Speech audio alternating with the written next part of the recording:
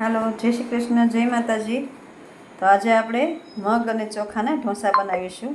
તો 2 વાટકી આવડી 2 વાટકી મગ અને અડધી વાટકી ચોખા લઈ આપણે 5 થી 6 કલાક પલાળી દેવાના છે. અમે સવારે પલાળ્યા હતા.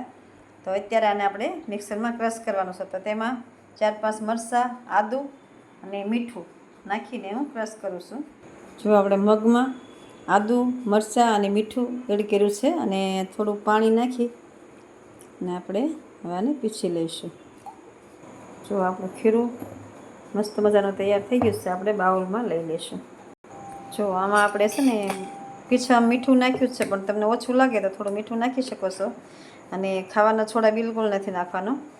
હવે આપણે ગેસ ચાલુ કરી અને આપણે લોઢી મૂકી દઈશું અને ઢોસા ઉતારીશું. જો હવે છે ને મેં આ વાટકીમાં પાણી ને તેલ ભેગું કર્યું છે અને આ લોઢીને છે ને સાફ કરવા માટે આપણે છે ને આમ છટકોરા લગાવવાના અને પછી કોરું સારું કપડું હોય ને એનાથી આપણે લૂછી નાખવાની, એટલે તમારે ચોંટે નહીં. હવે આપણે ઢોસાનું ખીરું પાથરી દઈશું. જો સરસ મજાનો ઢોસો પથરાઈ ગયો છે. આપણે ઉછલાવી દઈશું. જો કોઈ તેલની કાંઈ જરૂર નહીં પડે. હવે ઉઠલાવી લઈશું. જો સરસ મજાનો ઉઠલી ગયો છે.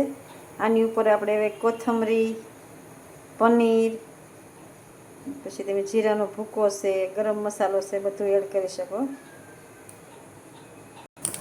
જો મેં આમાં કોથમરી, પનીર અને થોડો ચાટ મસાલો તમને જે ભાવતું હોય એ તમે એડ કરી શકો. અને મસ્ત મજાનો પછી જો આને આપણે લઈ લઈશું. જો બીજો ઢોસો મેં પાથરી દીધો છે.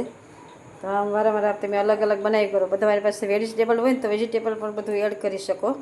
એક સાઈડ ફેરવીને પછી આ બાજુ ચડી જાય એટલે પાછો આ બાજુ રાખી અને કોથમરી, તમારે જે વેજીટેબલ ખાવું હોય વેજીટેબલ, પનીર નાખીને મસ્ત મજાનું બટેટા સિવાય ખાઈ શકીએ. આપણે ગાજર ખમણીને નાખી શકીએ, બીટ હોય તો નાખી શકીએ, કેપ્સિકમ નાખી શકીએ, બધું આપણે એડ કરી શકીએ. અને માથે પનીર.